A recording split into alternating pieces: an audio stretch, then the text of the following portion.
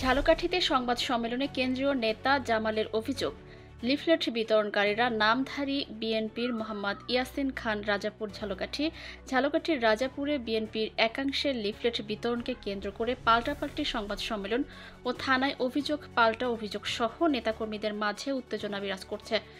এরই ধারাবাহিকতায় ঝালকাঠি প্রেসক্লাবে বৃহস্পতিবার বিকেলে রাজাপুরে কিছু বিএনপি নেতাদের লিফলেট বিতরণের ঘটনার প্রেক্ষিতে বিএনপির কেন্দ্রীয় ধর্ম বিষয়ক সম্পাদক রফিকুল ইসলাম জামাল সংবাদ সম্মেলনে বলেন, আমাদের একটাই কথা ছিল, এখানে বিএনপি থাকবে না।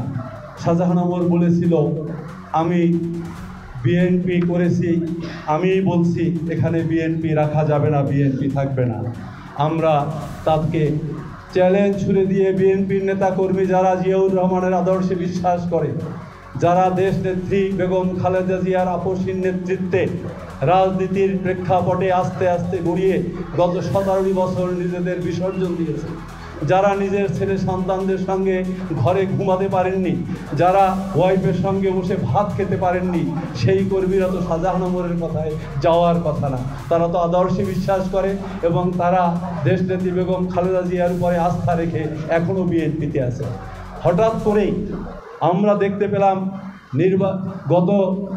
তারপরে জানতে পারলাম ওখানে আমাদের ছাত্র দলের এবং আমাদের যুব দলের 2 জন লোক, সেখানে আমাদের কোনো গ্রুপ ঐক্যবদ্ধ ছিল না। মাত্র 2 জন লোক গিয়ে বলছে, ভাই আমরা তো ছাত্র দল করি, আপনারা কেউ আসবেন, তাইলে এই লিফলেট বিলি করবেন, আমাদের জানাতেন, আমরা হাজার হাজার লোক নিয়ে আপনাদের সাথে থাকতাম, তাতে তো বিএনপি উপকৃত হতো, আপনারাও বিএনপির যে কাজে আসছেন সেই কাজটা ভালো হতো, কিন্তু আপনারা এভাবে আসলেন কেন?